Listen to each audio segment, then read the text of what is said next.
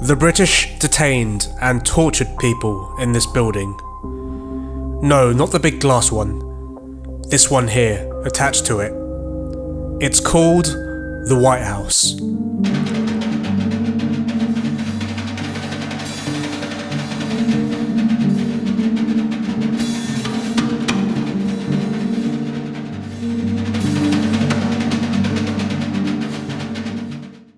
Near the junction of Victoria Road and Mount Davis Road, in the area of Pok Fu Lam on Hong Kong Island, sits a modern glass building.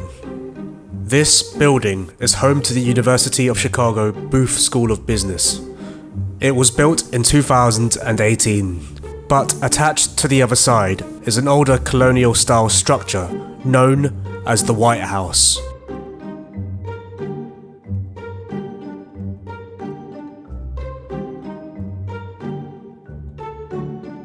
This place was built in the 1950s as a clubhouse for the Royal Engineers Association. But in the late 1950s, this building was taken over by the special branch of the Hong Kong police force, essentially Hong Kong's counterintelligence agency during British colonial rule.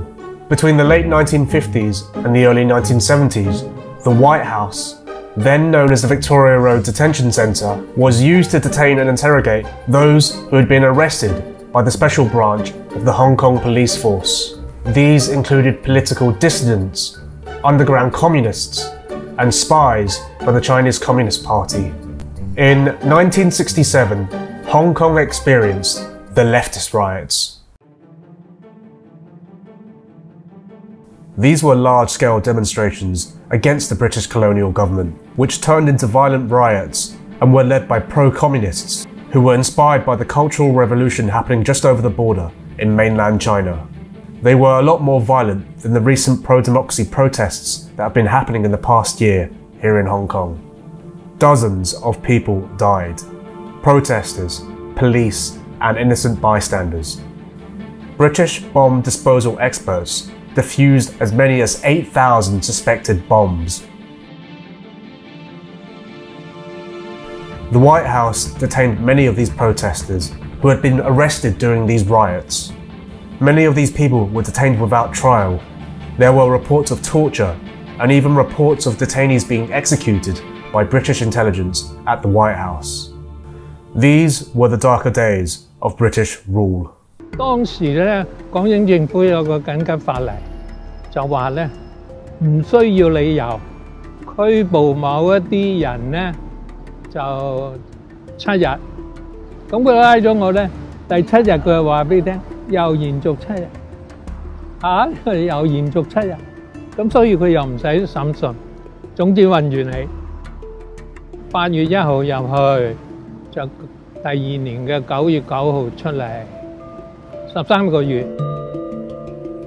But besides this detention without reason, there were also other stories. Apple Daily, a newspaper here in Hong Kong, did a feature on the White House back in 2015. They interviewed some of the former detainees to give a sense of some of the things they had to endure. And I need to apologise for the outlandish portrayal of the stories coming up next. It's just the way Apple Daily does things. 我俾人蒙住面，淨係只有2個人拉住我，沿途聽到好多道鐵門開閂。 再上鎖嘅聲音，最後入到一個監倉，之後1年食、瞓、企都係喺呢個6尺乘4尺嘅罐頭入面。一入到去要除晒啲衫，得翻條底褲，喺民訊室審足4日3夜，一恰着就拍醒你。 我最記得囚室天花有一盞燈，好光，24小時都開住，抽風機好大聲，強光噪音，一夜折磨。Apple Daily really does have a way of portraying things.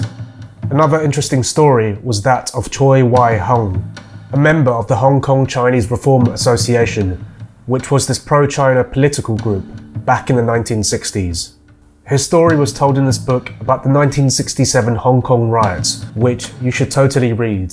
he was arrested for being part of a pro-communist political group, covered in a black hood, and taken to the White House for detention. There, he suffered serious mental torment. He was fed meals of rotten fish and broken rice mixed with sand. All this while being detained for 18 months with no trial and no real reason given to him. These really were the darker days of British colonial rule.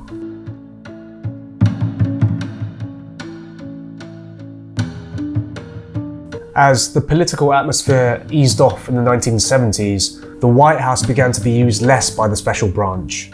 It was shut down just before Hong Kong's handover to China in 1997. And the place kind of just fell into disrepair for many years.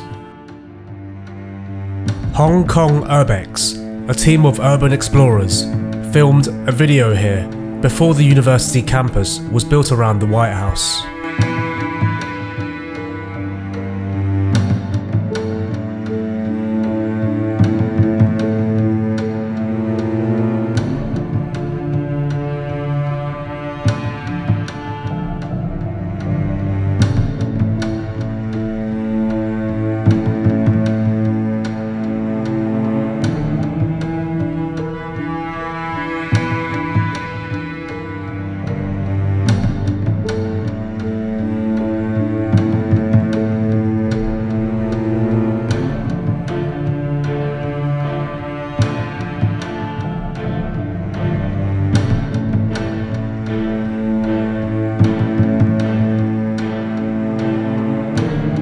Ang Lee's film Lust Caution had a few scenes filmed here.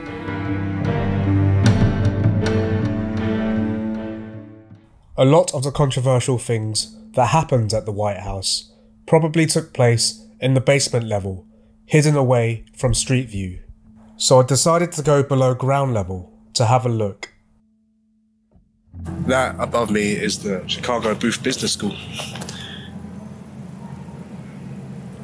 And here are the prison cells.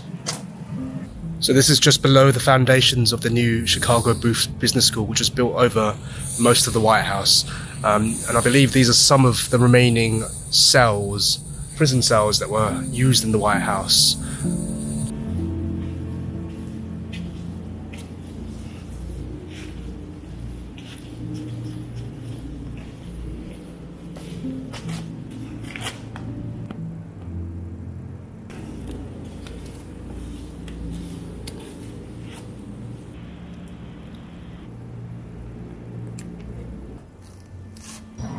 There has been some efforts to show the history of this place.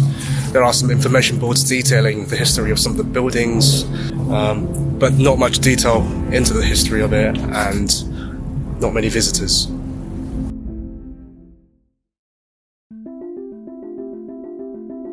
The White House has been largely forgotten by the Hong Kong public.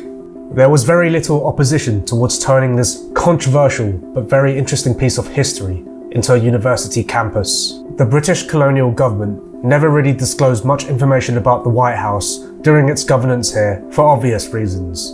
Many of the people who were detained there during the 1967 riots are no longer alive, and for the ones that still are alive, there seems to be very little public interest in their stories. Hong Kong has not had a special branch of the police force since the British left in 1997. But if you've been following recent developments in Hong Kong, the Chinese Communist Party has been at work drafting a national security law for Hong Kong. There are many concerns about this proposed law, and one of them is that China has hinted that a mainland Chinese special branch will be set up in Hong Kong to enforce the national security law. Will these mainland Chinese agents do their work according to the laws of Hong Kong and with transparency? Or will there be a new version of the White House set up in some remote area of Hong Kong, where these agents can detain Hong Kongers against their rights, just like in the colonial era? That remains to be seen. But what I can say is, the White House is an important piece of Hong Kong history which should not be forgotten. 我就希望你咧，當我咁嘅疲倦咧，頂唔住啊，就講一啲招一啲嘢出嚟啦，連審訊都冇，可以長期囚禁嘅，咁唔知咩叫法治。